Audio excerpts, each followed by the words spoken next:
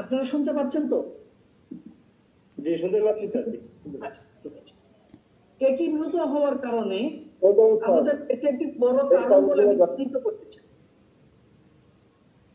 আমাদের ইবতেদায়ী থেকে শুরু করে কামেল পর্যন্ত একটি প্রতিষ্ঠান শিক্ষাদান করা হয় একজন অধ্যক্ষের তত্ত্বাবধানে। এটা আসলে হতেই পারে। একজন কামেলের অধ্যক্ষ ইবতেদায়ী তদারকি করবেন, দাখিল শ্রেণী তদারকি করবেন, এত বড় একজন মানুষ, তার পক্ষে এই কয়েকটি শ্রেণী সম্ভব নয়। ইবতেদায়ী সেন্টার পরীক্ষা যেটা ছিল বর্তমানে নেই, জেডিসি, দাখিল, আলেম, ফাজিলের 3টা এবং কামেলের 2টা, 5টা। এই সব মিলিয়ে যেসব কামেল মাদ্রাসার কেন্দ্র রয়েছে সেখানে পড়াশোনা হজবরল এমনি। এই পরীক্ষার সময়গুলোতে 12 মাসে 13 পার্বণে আমাদের পরীক্ষাগুলো হচ্ছে কামিল মাদ্রাসায়, যার কারণে মাদ্রাসার পরীক্ষার সময় কোন কোন মাদ্রাসা যদিও ক্লাস চালু রেখেছেন 2টো থেকে বা 1টার পর থেকে, সেখানে আর শিক্ষার্থীরা আসলে আসতে চায়। এই যে না আসার অভ্যাসটার কারণে যখন মাদ্রাসাগুলো পুরোদমে ক্লাস চলে সেখানে এর ধারাবাহিকতা বজায় থাকে। এটা ছাত্রছাত্রীদের পক্ষ থেকে, আর আমাদের শিক্ষকদের পক্ষ থেকেও এরকম একটা অলসতা আমাদের মাঝে পরিলক্ষিত হয়ে থাকে। ওই যখন গ্যাপ থাকে পরীক্ষার কারণে ক্লাসগুলো সেভাবে হয় না, প্রিন্সিপাল মহোদয়, ভাইস প্রিন্সিপাল মহোদয় পরীক্ষাগুলো নিয়ে তারা ব্যস্ত থাকে, এদিকে ক্লাসের তদারকি করতে পারেন না, ছাত্রছাত্রী আসছে কিনা, ক্লাসের শিক্ষকগণ সঠিকভাবে গেছেন কিনা। সবাই করছেন এটা আমি বলছি না, 2-4টা মাদ্রাসা তো অবশ্যই ভালো আছে, এখানে তদারকি হচ্ছে, কিন্তু অধিকাংশ মাদ্রাসায় এটা একটি বড় কারণ বলে আমি চিহ্নিত করতে পারি। এই জন্য আমি গভীর আলোচনা যাব না, যেহেতু অনেক বিদগ্ধ পণ্ডিতরা আছেন, তারা আলোচনা করবেন, সিদ্ধান্ত দিবেন। আমি সরকার বাহাদুরের সদয় দৃষ্টি আকর্ষণ করছি, আমাদের এই প্রতিষ্ঠানগুলো অচিরে অন্তত ইবতেদায়ী এবং দাখিল সেকশন এটা আলাদা হওয়া একেবারে অজীব হয়ে গেছে। আরেকটা বিষয় আছে, এই যে পরীক্ষার সময় কিছু জায়গায় নকল চলে, এই নকল প্রবণতা বিষয়টা ইবতেদায়ী ছাত্রছাত্রী তারা পর্যন্ত দেখে ফেলে, দেখার কারণে তাদেরও একটা শিক্ষার প্রতি অনাগ্রহতা জন্মে। এই বিষয়টি আমাদের অস্বীকার করার কোনো উপায় নেই। এই জন্য ইবতেদায়ী স্বতন্ত্র হবে, কোনো সংযুক্ত ইবতেদায়ী থাকবে না, এবং এগুলো সরকারি করার জন্য আমি সরকার বাহাদুরের প্রতি বিনীত অনুরোধ জানাচ্ছি। দাখিল এটাও আলাদা করতে হবে কমপক্ষে। এরপরে আলেম ফাজিল একসাথে থাকতে পারে এবং ফাজিল কামিল একসাথে প্রতিষ্ঠান থাকতে পারে, যেহেতু ওই 2টো বিশ্ববিদ্যালয়ের অধীন, সেটা সেভাবে থাকতে পারে। এটা হলো মেইনলি 1 নম্বর কারণ। 2 নম্বর কারণ হিসেবে আমরা যেটা দেখি সেটা হলো এই প্রতিষ্ঠানগুলো পরিচালনার জন্য, ছাত্রছাত্রী বৃদ্ধির জন্য আমাদের ফিডার প্রতিষ্ঠান দরকার। আমাদের দাখিল মাদ্রাসার জন্য ইবতেদায়ী মাদ্রাসা, আলেম মাদ্রাসার জন্য দাখিল মাদ্রাসা, ফাজিলের জন্য আলিম মাদ্রাসা এবং কামেলের জন্য ফাজিল মাদ্রাসা।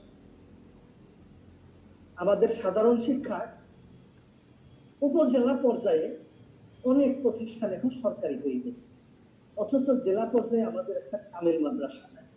ইবতেদায়ী মাদ্রাসাগুলো বেসরকারি হওয়ার কারণে এর প্রতি সরকারের কোনো নজর নেই, এটা সত্য কথা। ইদানিং হয়তো একটু ইতিবাচক পদক্ষেপ নিয়েছে তারা, এগুলো এমপিও ভুক্ত করা হচ্ছে, কিন্তু এমপিও ভুক্ত একটা প্রতিষ্ঠান, একটা সরকারি প্রতিষ্ঠান আকাশ পাতাল তফাৎ। যেখানে প্রাথমিক বিদ্যালয়গুলোতে ছাত্রছাত্রীকে ধরে রাখার জন্য তাদেরকে খাবার দাবার পর্যন্ত, বিস্কিট ইত্যাদি অনেক কিছু সরবরাহ করা হয়, বই পুস্তক ফ্রিতে দেওয়া হয়। আর সেখানে ইবতেদায়ী মাদ্রাসাগুলোতে শিক্ষকদের যেখানে বেতন নাই, 500, 700, 1000 এভাবে নামকে বসতে যেখানে টাকা দেওয়া হচ্ছে, এখানে শিক্ষকরাই কি করাবে, আর ছাত্রছাত্রী বা তারা কিভাবে মনোযোগ দেবে, কিভাবে আসবে? দেশের অধিকাংশ প্রেক্ষাপটে অধিকাংশ এলাকার মানুষ গরিব। একটা বাচ্চা প্রতিষ্ঠানে যাবে পড়াশোনা করতে, তারা না করে তারা তাদেরকে কাজে পাঠায়, যেহেতু একটা কাজের মানুষ অর্থাৎ শ্রমিকের দাম 500, 700 এবং সময় বিশেষে 1000 টাকা। এই যে আপনার প্রস্তাবনাগুলি দয়া করে সংক্ষেপে যদি উল্লেখ করতেন স্যার। আমি প্রস্তাবনা দিচ্ছি যে অন্তত ইবতেদায়ী এবং ইবতেদায়ী মাদ্রাসা সব সরকারি হবে, ফিডার প্রতিষ্ঠান। দাখিল মাদ্রাসা প্রতি উপজেলায় একটা করে হবে, অন্তত প্রতি জেলাতে ফাজিল কামেল মাদ্রাসা, মহিলা মাদ্রাসা সহ সরকারি করার দরকার। এটা হলো 1 নাম্বার। দ্বিতীয় নাম্বার হলো আমাদের প্রতিটা প্রতিষ্ঠানে আবাসিক ব্যবস্থা প্রয়োজন। সরকারি কলেজগুলোতে হাই রাইজ বিল্ডিং 10 তলা করে 2-3টে করে বিল্ডিং হয়ে যাচ্ছে, অথচ আলিয়া মাদ্রাসা একটা মাত্র সেই হল এখনো ওই অবস্থায় রয়ে গেছে। বড় বড় প্রতিষ্ঠান যেগুলো আছে এগুলোতে হাই রাইজ বিল্ডিং আবাসিক প্রতিষ্ঠা করা এবং আবাসিক ছাত্রদের বোর্ডিং এ থাকা খাওয়ার ব্যবস্থা করা, এই একটা ব্যবস্থা করতে হবে। এটা না করলে আমরা কিন্তু আবাসিক ছাত্র না হলে আমরা পাবো না। আর আরেকটি বিষয়, আমাদের অধ্যক্ষ উপাধ্যক্ষ এদেরকে প্রতিটা মাদ্রাসায় তাদের আবাসিক ব্যবস্থা করে দেওয়া দরকার। 24 ঘন্টা যেন তারা মাদ্রাসায় থাকতে পারে। অনেক দূর দূরান্ত থেকে তারা আসে, কেউ কেউ আবার অন্যান্য ব্যবসার সাথে জড়িত হয়ে থাকে বাড়িতে থাকার কারণে। এদের যদি মাদ্রাসায় আবাসিক ব্যবস্থা থাকার খাওয়ার ব্যবস্থা করা যায়, সেটা একটা ইতিবাচক প্রভাব ফেলবে বলে আমি মনে করি। আমাদের আগে লজিং এর ব্যবস্থা ছিল, সেটা যেহেতু এই জন্য বোর্ডিং এর ব্যবস্থা থাকতে হবে। আমাদের শিক্ষার্থীরা আমাদের সচেতন থাকতে হবে এ ব্যাপারে। বিশ্ববিদ্যালয় মার্কিং থাকা দরকার, অন্তত আলেম ফাজিল পর্যায়ে। এটা থাকলে ছাত্রদের উপস্থিতিটা কিছুই হবে।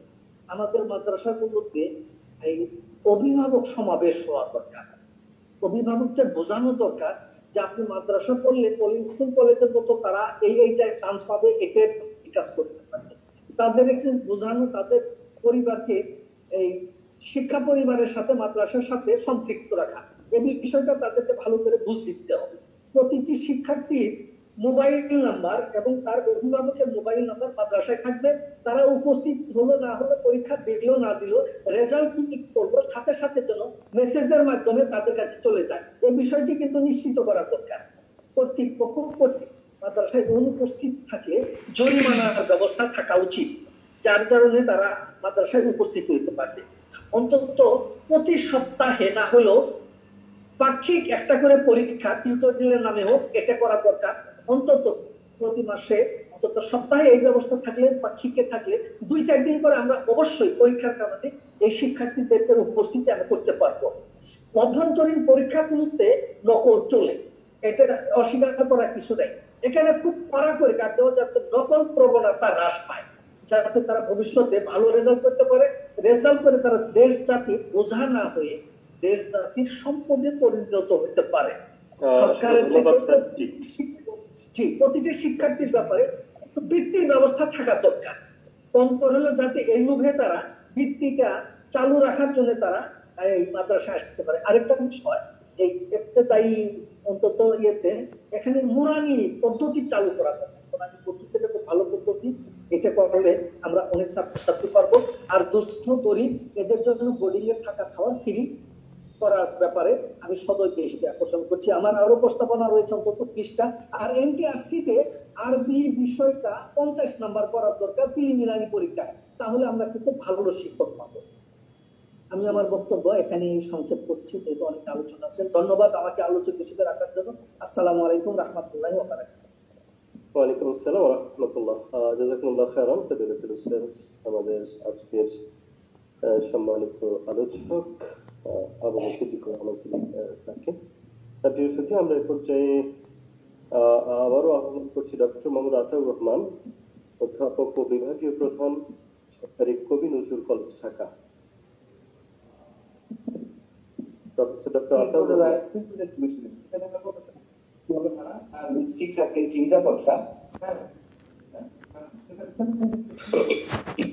ডক্টর আতাউর রহমান স্যার, আপনি কি যুক্ত আছেন?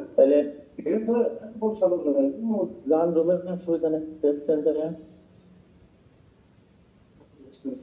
সুবিধা নেই, আমরা সবাইকে দয়া করে মিউট করে দিচ্ছি। যিনি কথা বলবেন তাকে আনমিউট করে কথা বলবেন। জি, আমরা আহ্বান করছি ডক্টর মোহাম্মদ আতাউর রহমান। যদি আমরা স্যারকে আবারও পাচ্ছি না, আমরা পর্যায়ে আহ্বান করছি ডক্টর মোহাম্মদ আসিফুল ইসলাম পাঠান, পরিচালক নাইম স্যারকে কথা বলার জন্য কিন্তু অনুরোধ করছি। আতিকুল ইসলাম পাঠান পরিচালক। জি, আসসালামু আলাইকুম ওয়া রাহমাতুল্লাহ। ওয়ালাইকুম আসসালাম ওয়া রাহমাতুল্লাহ। জি স্যার। জি, আমি আজকের এই অত্যন্ত গুরুত্বপূর্ণ এবং মহতী সবার সম্মানিত প্রধান অতিথি, বিশেষ অতিথিবৃন্দ এবং বিশেষ করে আমার শ্রদ্ধেয় স্যার সাইফুল ইসলাম সিদ্দিকী স্যার সহ সম্মানিত সকল অংশগ্রহণকারীকে অভিনন্দন এবং সালাম জানাচ্ছি। আমি মনে করি যে এটা খুবই একটা গুরুত্বপূর্ণ বিষয় যে বাংলাদেশের যে তিন ধারা শিক্ষা ব্যবস্থা রয়েছে, সাধারণ শিক্ষা, মাদ্রাসা শিক্ষা এবং কারিগরি শিক্ষা ব্যবস্থা, তোর মধ্যে মাদ্রাসা শিক্ষা ব্যবস্থা অত্যন্ত গুরুত্বপূর্ণ এবং যুগ উপযোগী বলে আমি বিশ্বাস করি। আমি অবশ্য আমার পিএইচডিটা এটার উপরে ছিল, অনেকটা কম্পারেটিভ স্টাডি ছিল যে বাংলাদেশের জেনারেল এন্ড মাদ্রাসা এডুকেশনের মধ্যে কম্পারেটিভ স্টাডি ছিল যে হিউম্যান রিসোর্স ডেভেলপমেন্ট কোনটায় কেমন হয়, এটা ছিল পিএইচডি রিসার্চ। আমি চেষ্টা করেছিলাম সেখান থেকে সঠিক এটা বের করে আনতে। তাতে দেখা যায় যে সত্যিকারের নৈতিকতাপূর্ণ দক্ষ মানব সম্পদ,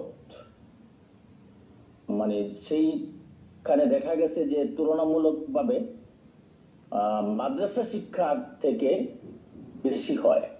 জেনারেল বাংলাদেশে প্রচলিত যে সাধারণ শিক্ষা আছে, সেই প্রচলিত সাধারণ শিক্ষার কারিকুলামের যে মানব সম্পদ তৈরি হয় তার চেয়ে বেশি তৈরি হয় প্রকৃত মানব সম্পদ, that means including morality development সহ মাদ্রাসা শিক্ষা থেকে সেটা হয়। তো সেজন্য আমি বলছি যে এটা এত গুরুত্বপূর্ণ। আর সবচেয়ে বড় যে আমরা দেখলাম বাংলাদেশের ইতিহাসে বিগত 1971 সালের স্বাধীনতার পরবর্তী সময়ে আবার 2024 সালে যে একটা রেভলিউশন এবং যে স্বাধীনতা হলো, সেখানে আমরা দেখতে পেলাম যে মাদ্রাসা শিক্ষার্থী বা মাদ্রাসা শিক্ষার লোকজন যখন ইনভলভ হয়েছে, ডাইরেক্টলি যখন জড়িত হলো, ঠিক তখনই এই আন্দোলনটা অত্যন্ত জোরালো হয়েছে এবং তাদের আত্মত্যাগ, মাদ্রাসা শিক্ষার্থীদের আত্মত্যাগ এবং আত্মদান তুলনামূলকভাবে অনেক বেশি হয়েছে এবং সেটা সম্ভব হয়েছে তাদের দেশপ্রেম এবং মানবতা প্রেম আর সবচেয়ে বড় হলো ইসলামিক মূল্যবোধ, এইটা ভিতরে থাকার কারণেই সেটা সম্ভব হয়েছে।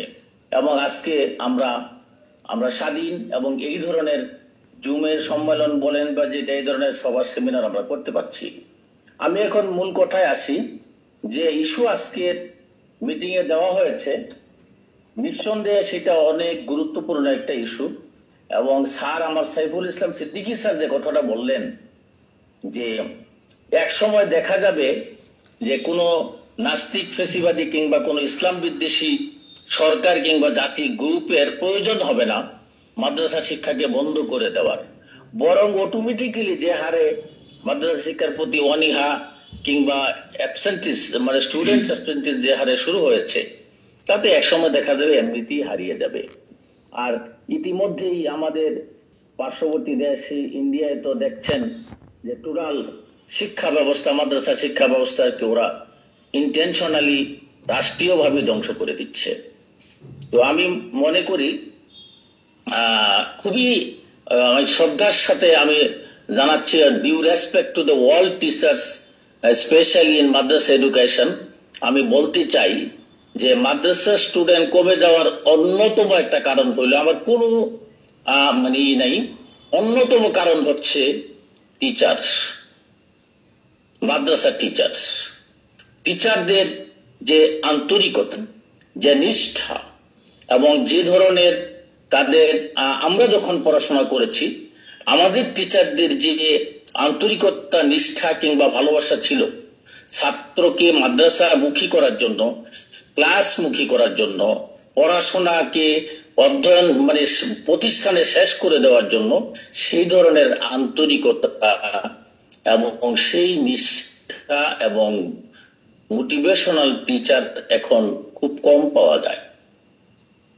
আমি আমার অভিজ্ঞতা থেকে বলছি, এখন টিচার সোসাইটি হয়েছে অনেক প্রফেশনাল, মানে তারা মনে করে যে চাকরি থাকলেই হবে, অতিরিক্ত দায়িত্ব যে একটু পালন করতে হবে, স্টুডেন্টদেরকে মোটিভেট করতে হবে, ক্লাসমুখী করতে হবে, কিংবা নিজেকে ডেভেলপ করে পড়াশোনাকে আরেকটু উন্নত করতে হবে, মেথোডোলজি অ্যাপ্লাই করতে হবে, সেই ধরনের খুব কম দেখা যাচ্ছে। আমি বলছি না যে নাই, কিন্তু টিচারদের সংখ্যা খুবই, এই ধরনের টিচার সংখ্যা খুব কম।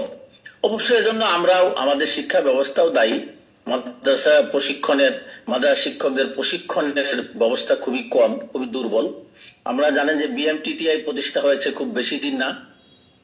বিএমটিটিআই এর মাধ্যমে এখন সারা বাংলাদেশের মাদ্রাসা শিক্ষকদেরকে ট্রেনিং দেওয়া হয়, যেটা খুবই অপ্রতুল, খুবই মানে সামান্য টিচাররাই সেই সুযোগ পায়।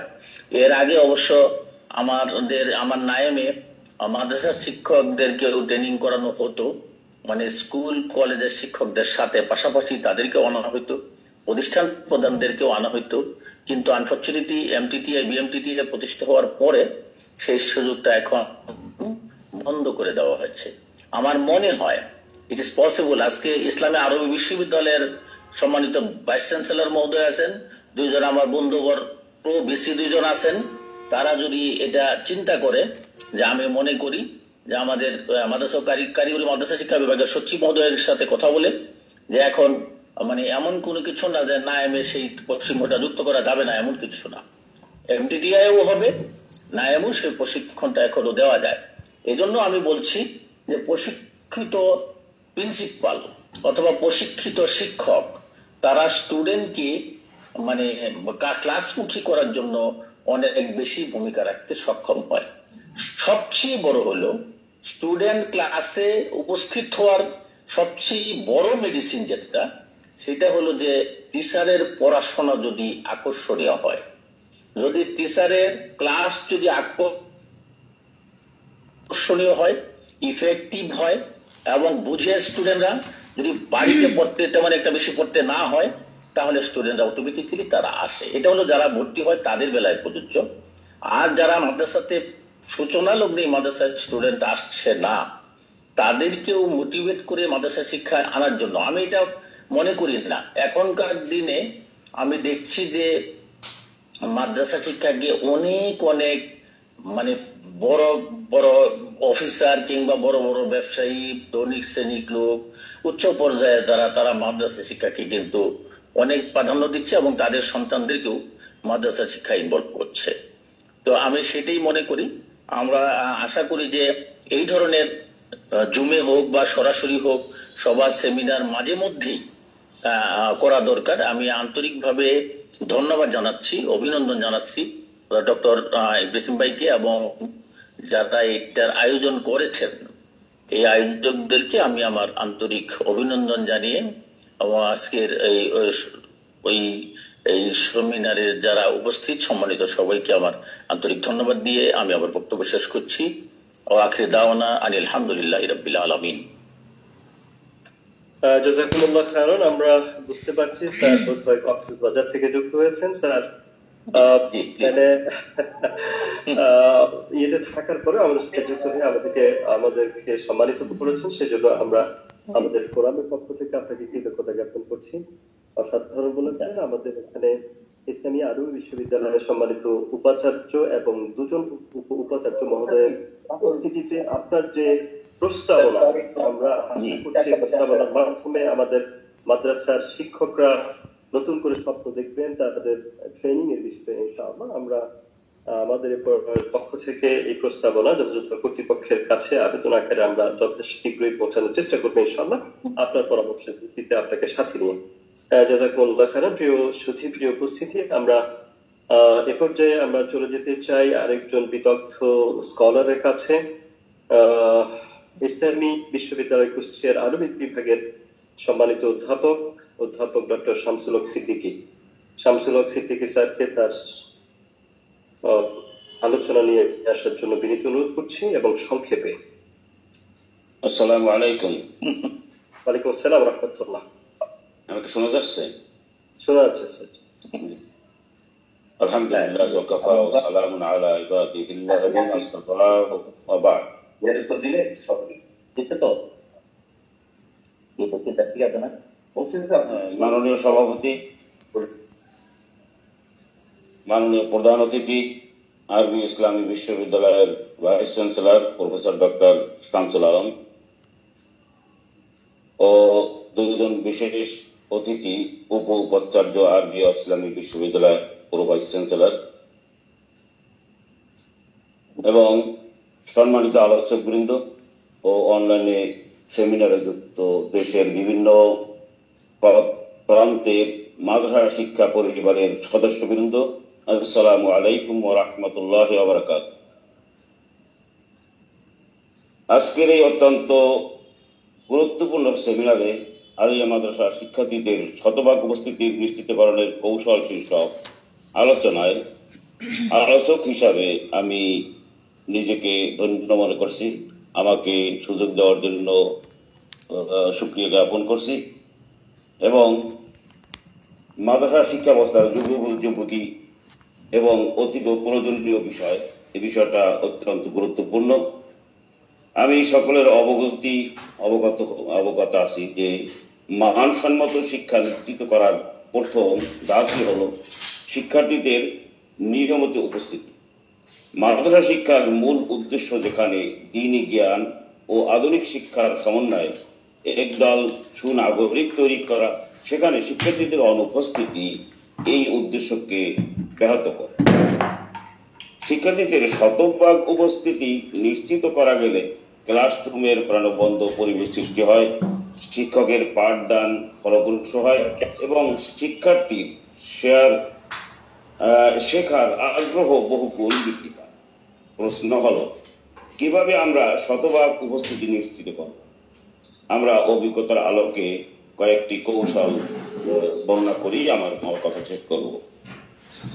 আমার অভিজ্ঞতার আলোক থেকে আমি বলছি যে বিশ্বের বিভিন্ন উন্নত দেশগুলোতে দেখা যায় যে প্রতিটি শিক্ষা প্রতিষ্ঠানে একটি ল্যাঙ্গুয়েজ ল্যাব বা মা'বারুল লুগার ব্যবস্থা করা হয়।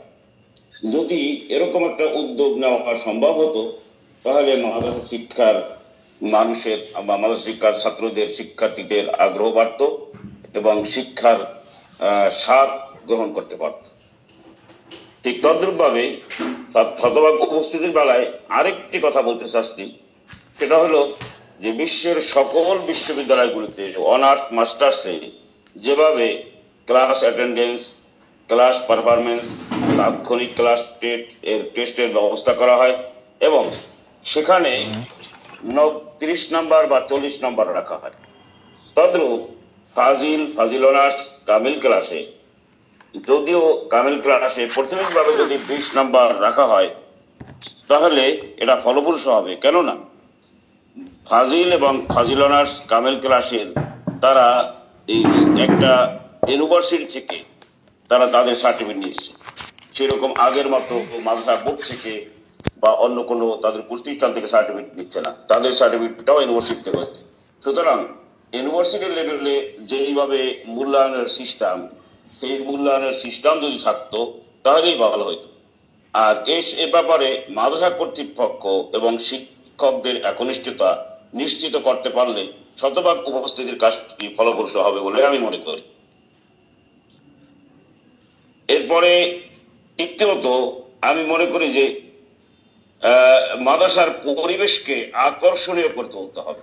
শিক্ষার্থীরা কেন মাদ্রাসায় আসবে? কেবল পরীক্ষার ভয়ে আসবে না, বরং মাদ্রাসার সার্বিক পরিবেশ জন্য তাদের কাছে আকর্ষণীয় মনে হয়?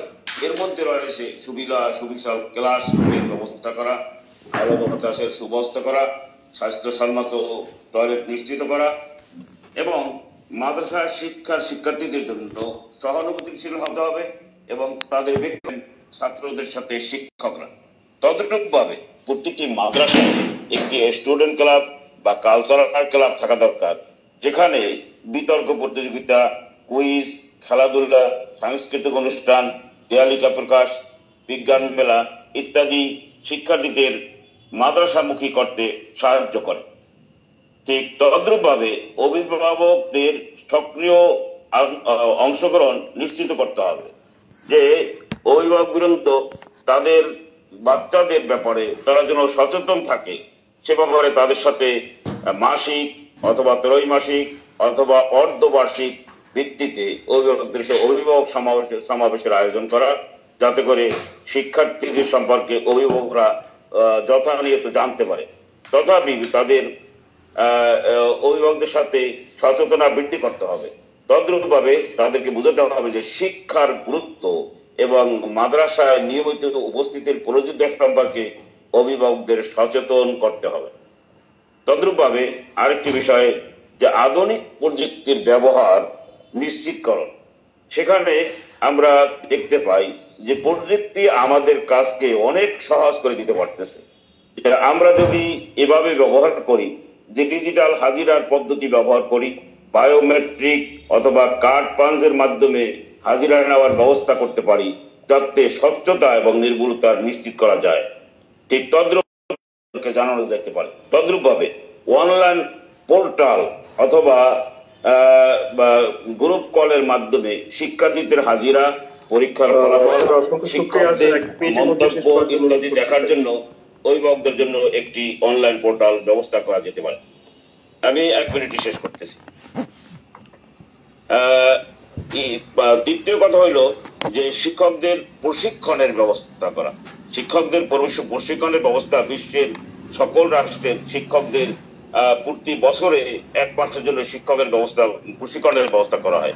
যে তদ্রূপভাবে যে শিক্ষকের প্রশিক্ষণ যদি নীতিগতভাবে মাদ্রাসা শিক্ষকদের প্রশিক্ষণের ব্যবস্থাটা স্কুল কলেজের শিক্ষকদের প্রশিক্ষণের ব্যবস্থার মতো নয়, সেই মানে এখন উন্নীত হয় নাই।